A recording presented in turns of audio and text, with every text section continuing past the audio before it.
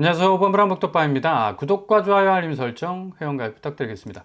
유가가 굉장히 심상치가 않죠. 130불까지 갈 수도 있다는 어두운 전망이 계속해서 흘러나오고 있는데, 서부 텍사스 선물가가 한때 77달러를 넘어서는 어마무시한 어떤 급등세를 지금 보이고 있습니다.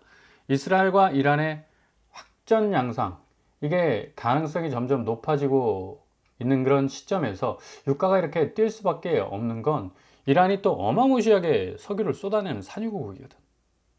이렇게 되다 보니까 앞으로 공급량 더 줄을 가능성 높고, 그리고 원유 수출 루트가 호르무즈 해협 아닙니까? 이게 또 차단될 수 있는 가능성도 있기 때문에 굉장히 유가 부분에 대해서는 민감할 수밖에 없다.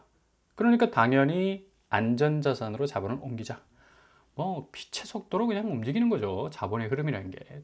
주식시장에 있던 자본들이 죄다 금값 시장으로 또 러쉬를 하고 있는 상황이니까 금값도 사상 최고치를 눈앞에 두고 있는데, 지금 유가 지표만 보더라도 멀겋게 지금 달아오르고 있습니다. 서부 텍사스유 72.98, 두바이유 69.92, 브렌트유 74.24.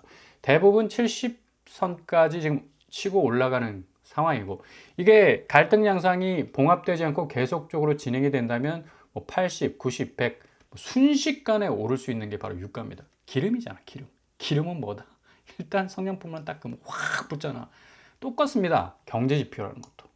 그러니까 기름이라는 어떤 이 오일 성격이라는 게 경제 지표에서도 워낙에 어떤 급변할 수 있는 이 성질의 이 지표다 보니까 굉장히 이 변동성을 많이 보여주고 있는데, 이란이 특별히 석유가 굉장히 빵빵한 나라야. 그래서 오페크에서 원유 생산량이 넘버 3 안에 듭니다. 근데 이번 이스라엘 공습으로 인해서 원유 공급에 차질을 빚을 수 있다. 일단 산유국은 우리 뒷목 잡는 일 생겼어. 석유 밸브 잠궈 이러기 시작하면 그동안 안정화됐던 석유 생산량이 급속도로 줄어버릴 수밖에 없는 거고, 그리고 이란이 호르무즈 해협을 봉쇄하게 되면 여기 세계 액화 천연가스 LNG가 3분의 1 나고요. 석유의 6분의 1이 지나가는 아주 중요한, 석유의 대동맥이라도 말해도 과언이 아니에요. 여기가 그냥 싹둑 잘라버리면 이거 완전히 이 석유 공급 자체가 엄청난 혼란을 빚을 수밖에 없기 때문에 유가 불안정성은 더욱더 커질 수밖에 없겠다. 이렇게 되면 당연히 수출로 먹고 살아야 되는 우리나라는 이거 엄청난 타격을 받을 수밖에 없습니다. 일단 유가 불안정해지면 자본시장이 망가질 수밖에 없다. 주가 계속적으로 지금 6일 연속 2,900선을 뚫는 호조세를 보였음에도 불구하고 어제 유가 사태가 딱 터져버리니까 2,800선으로 바로 내려가 버리잖아. 그죠? 대신 안전자산으로 이동하자. 금값으로 골드로 가자. 골드러시가 시작되는 거고, 이 상황이 계속적으로 지속이 된다면 결국 안전자산에 누가 깃발 꽂는가의 싸움이 될 수밖에 없어요. 집값 역시 하향 안정화, 방해받는 극도의 혼조세를 보일 수도 있습니다. 폭등한다. 얼마나 많은 지금 시그널을 보내고 있습니까?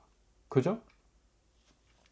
우리나라 이 부동산은 이 가치 자체가 왜곡돼 있다니까. 지금 거품이 좀 빠져야 돼요. 지금 자산 자체가 너무 펀더멘털이 없잖아. 지금 거의 빚으로 다 깔아놨는데, 부채로 쌓아 올린 가치 위에 또 그 가치를 쌓아 올린 그런 어떤 시스템을 가지고 있는데, 조금 내려와야 됩니다. 집값이. 그래야지 뭔가 좀 현실성 있는 자산 가치가 될 수 있는. 너무 기대감 뻔뿌질했지. 그리고 투기판 됐지. 또 어떤 의미에서 우회적으로 모든 국민의 자산이 거의 70% 이상이 거기에 몰빵을 한 것처럼 콘크리트 바닥에 깔려 있으니까 이 보이지 않는 무형의 자산 가치가 빚이라는 어떤 이 부채 위에 얹혀 있는 것도 굉장히 좀 불안한 요소인데, 여기서 계속해서 집값이 거품이 껴봐. 직접적인 어떤 경제적 타격을 받게 되면 이 아파트 시장 와르르 무너질 수밖에 없다는 얘기예요. 그죠? 금값 보세요. 지금 또 어마무시 오르잖아. 유가가 흔들리기 시작하니까 뛸 수밖에 없는 게 금입니다. 나스닥 자연스럽게 주식시장 자본은 빠질 수밖에 없겠고, 불안정하다 이거예요. 지금 유가가 이렇게 불안하다 보니까 주식시장이 가장 또 큰 타격을 받을 수밖에 없는 건데, 매니피센트 7에 해당하는 마이크로소프트, 엔비디아, 애플, 아마존, 메타, 너나 나나 할 것 없이 다 10%등등하게 그냥 저 터진 것 같아요. 그냥 멍이 10%게 들어있는데, 작년에 20%씩 올랐던 이 미국 주식 시장이 관세 영향 또 이렇게 중동 분쟁의 어떤 변수 뭐 동서남북에서 지뢰밭이니까 터지기 시작하니까 이 자본시장 자체가 굉장히 지금 불안정한 그런 어떤 모습을 보여주고 있는데 테슬라는 또 꿋꿋하게 지금 또 이 와중에 또 오르고 있습니다. 테슬라 참 대단하다. 테슬라가 2% 올랐는데 트럼프 행정부에서 로봇 택시 규제 완화 추진하기로 결정을 했어요. 이 트럼프하고 머스크하고 거의 그냥 프로레슬링 경기처럼 어마무시하게 싸우지 않았습니까? 와, 이러다가 트럼프 행정부 흔들리는 거 아니냐? 와, 이러다가 그냥 테슬라 박살나는 거 아닌가? 그런 어떤 우려가 컸었는데 트럼프 머스크 화해 국면에 돌아섰습니다. 머스크 후회합니다. 트럼프 내가 수용할게. 이거 뭔가 둘이 각본을 짜고 뭘 했는지 그건 뭐 알 길이 없지만 아무튼 뭐 테슬라는 한국인들이 가장 사랑하는 주식 중에 하나니까 오르면 좋을 것 같고 엔비디아 역시도 지금 뭐 엄청나게 뭐 폭락할 줄 알았는데 그래도 뭐 굳건하게 지금 버티고 있고요. 특별히 한국인들이 또 우회적으로 가장 사랑하는 게 아이언큐, 이 양자 컴퓨팅. 여기에 꽂혀가지고 작년 연말부터 미국의 큰 손이 한국 사람이야. 전체 아이언큐 주식의 30%를 보유하고 있습니다. 한국 사람들은 굉장히 냉철하고 계산적이고 뭔가 분석을 잘합니다. 근데 반면 교사가 있어. 그게 뭐냐면 감성적이야. 투자도 감성적으로 해요. 굉장히 뭔가 필이 딱 꽂히면 그 꽂힌 것에 대해서 몰빵을 하는 그런 어떤 경향이 있는데 특별히 한국에선 부동산이잖아. 강남 3구를 통해서 엄청나게 자산 가치가 높아버리니까 그냥 꽂힌 거지. 그냥 무조건 강남이야. 그냥 세상의 모든 자금 다 끌어들여가지고 그냥 호수로 그냥 자금줄을 그냥 뿌려댔는데 이게 영끌이라는 또 부작용을 낳게 됐고 아무튼 이런 감성적 투자는 좀 경계를 하셔야 됩니다. 근데 아이온큐에 한국 사람들이 양자 컴퓨팅이 꽂혀가지고 아이온큐를 뭐 어마무시하게 그냥 밀어 올렸죠. 근데 기본 펀더멘털 자체가 좀 양자 컴퓨팅은 실체가 없잖아. 그러니까 기술적 실체뿐만 아니라 그 기술적 실체를 베이스로 한 수익률에 대한 구체적인 어떤 지표가 불명확하기 때문에 지금 뭐 작년에 175억 원에 불과했던 양자 컴퓨팅 테마주가 1400% 올랐습니다. 한국 사람 때문에. 그러니까 그만큼 한국인들의 어떤 감성 투자는 부동산뿐만 아니라 지금 미국 자본시장에서도 계속해서 이어지고 있는데 감성 좋다 이거야. 연애할 때야 좋지. 한눈에 반하고. 근데 투자는 좀 조심하시라. 코스피 같은 경우는 지금 뭐 유가 부분 때문에 뭐 6일 연속 순매수세, 외국인들이 계속적으로 지금 사고 있는 것 자체가 굉장히 좋은 시그널입니다. 그럼에도 불구하고 지금 유가 변수 때문에 어떻게 될지 모르겠고요. 삼성전자와 SK하이닉스는 그래도 어느 정도 보합 수준을 유지하고 있는데 뭐 국내 주식 역시도 똑같이 10% 등등하게 지금 변화가는 그런 어떤 모습을 보여주고 있습니다. 아무튼 유가와 부동산의 함수 관계, 건설 비용 증가하죠. 가뜩이나 지금 원가 상승 부르짖는 건설사. 못 살겠다 이거 해가지고 계속 분양가 지금 올려대고 있는데 앞으로 분양가 더 펌프질할 가능성 높습니다. 지금 유가가 이렇게 들썩거리고 있는데 이렇게 되다 보면 부동산 시장 공급 아니 수지 타산 맞지 않아 우리 접어버릴래 공급 감소 계속적으로 지금 뭐 이어질 가능성도 높겠고 결국 집값은 자극될 수밖에 없어요. 이렇게 기름값은 모든 곳에 그야말로 기름을 끼얹는 현상을 일으키기 때문에 이거 지금 중동 분쟁이 빨리 해결이 돼야지 경제 전반의 어떤 이 안정성이 더욱더 견고해질 수가 있는데 지금 서울 아파트값 지금 오르냐 내리냐 폭등하냐 폭락하냐 뭐 여러모로 혼조세의 어떤 상황 속에 처해 있습니다. 근데 19주 연속 상승세는 무시할 수 없다. 왜냐? 금리, 대출, 공급 이 삼박자가 착착착 맞아 돌아가고 있다. 그러니까 금리 같은 경우는 지금 한국은행이 기준금리 인하하면서 금리 전체를 좀 인하하는 방향으로 시그널을 계속 주고 있죠. 그리고 다음 달 7월 1일 스트레스 TSR 3단계 시작되면 뭐 1.5% 가상금리 물어야 되니까 사람들이 그냥 선수회로 몰릴 수밖에 없는 거고.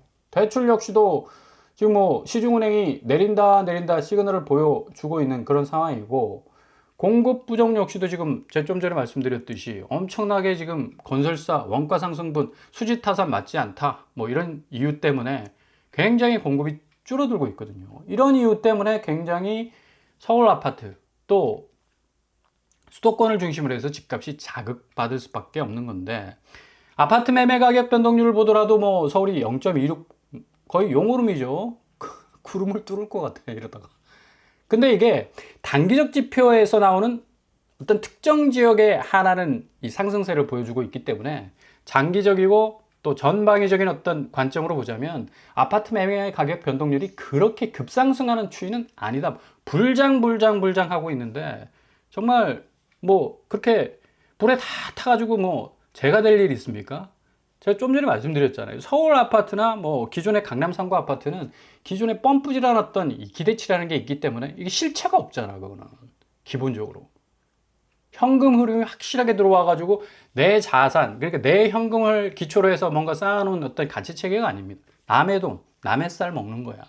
그러니까 이게 자칫 잘못했다면 와르르 무너질 수 있는 어떤 위험성이 더 커질 수밖에 없다라는 얘기죠.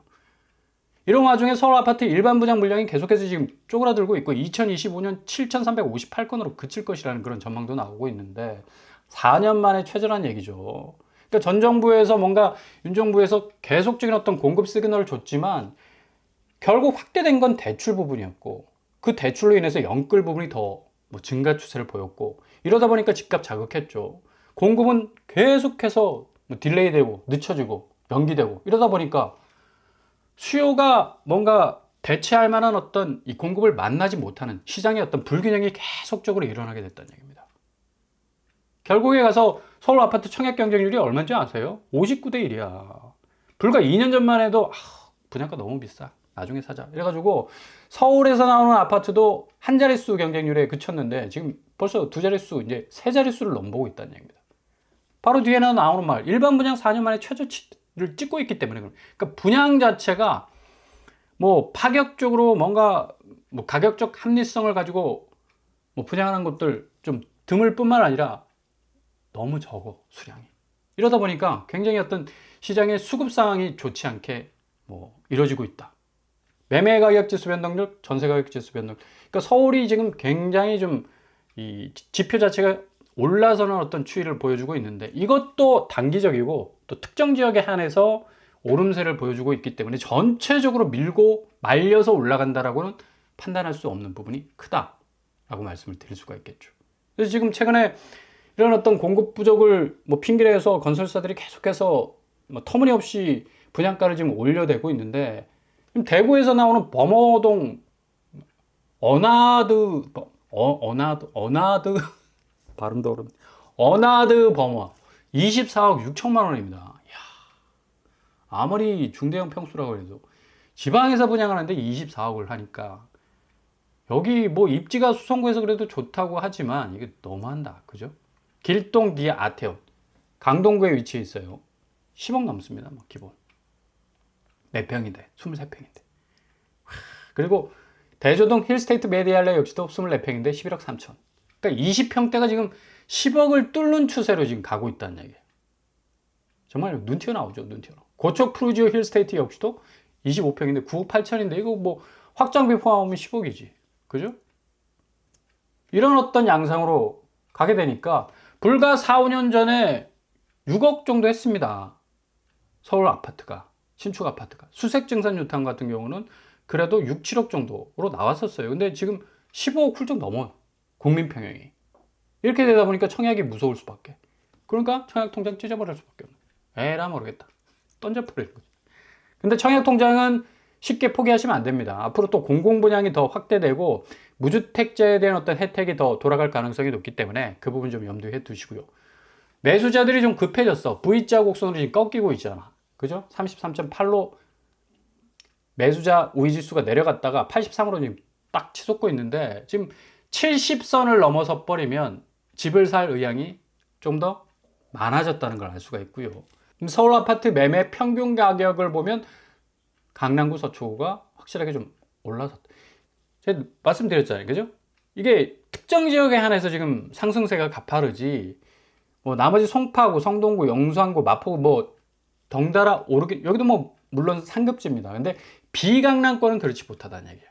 그러니까 여기에 어떤 오름세 이 동조하는 어떤 흐름을 보여주지 못하는 약간은 좀 언밸런스한 어떤 느낌을 갖게 하는 그런 상승세인데 좀 잘 지켜볼 필요가 있습니다. 그래서 실거래가를 보시면 서울 전체가 6억에서 5억, 4억, 3억 주로 성동구, 서초구, 마포구, 동대문구, 관악, 강석 그러니까 서울 이 전역에서 하락 추이는 그래도 계속적으로 이루어지고 있다. 그러나 신고가 최고가의 어떤 이 기록적 경신은 반대적으로 또 진행이 되고 있기 때문에 지표가 좀 오름세로 보일 수가 있는 겁니다. 그리고 전세가는 강남을 중심으로 해서 10억 이상 지금 빠지는 추세로 가고 있고, 그래서 너무 급할 필요 없습니다. 조금 예리하게 좀 칼을 살살 가셔가지고 좀 예리하게 들여다볼 필요가 있는 그런 어떤 지금 상황이라고 볼 수가 있겠고요. 자, 그런 의미에서 오늘 입주자 모집 공고를 발표한 푸르지오 브리시엘, 여기 주목할 수 있는 무슨 이집집 단지가 될 수가 있겠죠. 경기도 수원시 장안구 정자동에 위치해 있습니다. 총 665, 미들급 이상은 되네. 두 세대 재공급을 하게 되는데 입주 예정이 2025년 8월이에요. 올해 8월에 입주를 하게 된다는 얘기죠. 1호선 화서역이 뛰어가면 1분, 천천히 걸어가면 5분 정도, 굉장히 가까운 역세권, 그런 아파트라고 할 수가 있겠고, 신분당선 트리플 역세권 잠재력 갖고 있어요. 쇼핑, 문화, 스타필드, 롯데마트, 홈플러스 쫙 깔려 있고요. 교육 여건도 굉장히 좋은 것 같습니다. 일단은 여기 84C와 104A가 두 세대로 나오게 됐는데 가격이 제일 중요하죠. 84C가 7억대, 104A가 8억대. 수원인데 좀 비싼 거 아닌가? 이런 생각이 딱 들어요. 계약금 20%면 계약금 2억 원만 마련하면 전세보증금으로 모든 분양가 커버할 만큼 지금 시세가 2배 정도 올랐다. 그래서 좀 주목해 볼 수 있는 무순위 줍줍이다 라고 말씀드릴 수가 있겠고요. 발코니 확장 금액이 84는 1,400만 원, 104는 1,600만 원. 분양가 상한제 단지가 아니기 때문에 기본적으로 이렇게 발코니 확장비가 좀 비싸네. 그죠? 그래서 계약금 20% 정도만 어느 정도 확보하셨다면 전세가가 분양가를 칠 수 있을 만큼의 수익가 될 수 있기 때문에 굉장히 좀 메리트가 있는 단지가 될 수 있을 것 같습니다. 일단 84가 7억 정도니까 지금 매물로 나와 있는 시세가 14억 정도 됩니다. 거의 2배 가까이 되죠. 그죠? 반값 아파트다. 화서역 굉장히 가깝고요. 84제곱 14억, 104제곱 20억으로 지금 매물이 나와 있는데 어마무시 좀 시세 갭이 좀 많이 벌어지는 그런 어떤 단지라고 할 수가 있겠습니다. 104제곱은 위쪽에 위치해 있고요. 84제곱은 좀 아래쪽에 위치해 있습니다. 평면도 보시면 84제곱은 알파룸 장착하고 있네. 드레스룸도 있고요. 나름 평면이 굉장히 알차게 보이고 104 타입 역시도 알파룸, 드레스룸으로 구성이 되어 있습니다. 여기는 판상형으로 가고 있네요.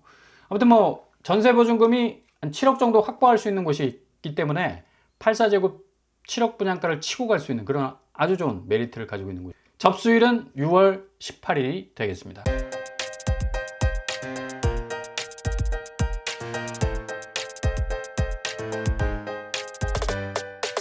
오늘의 부동산 캐리커처, 지금 유가 부분이 굉장히 좀 불안불안한 모습을 보여주고 있는데요. 앞으로 부동산 시장도 상당히 많은 영향을 받을 것 같습니다. 지금 서울 집값이 들썩들썩한다 하지만 단기적 지표고 좀 장기적으로 바라볼 필요가 있습니다. 앞으로 공급 확대와 그리고 금리, 환율, 유가 어떤 영향을 끼칠 것인가 좀 잘 들여다보신 후에 침착하게 대응하신다면 좋은 기회 맞이하실 수 있을 겁니다. 오늘도 응원합니다. 항상 여러분의 길이 꽃길만 되실 수 있길 바랍니다. 이상으로 뻔뻔한 복두방을 마치겠습니다. 구독과 좋아요 부탁드립니다. 감사합니다.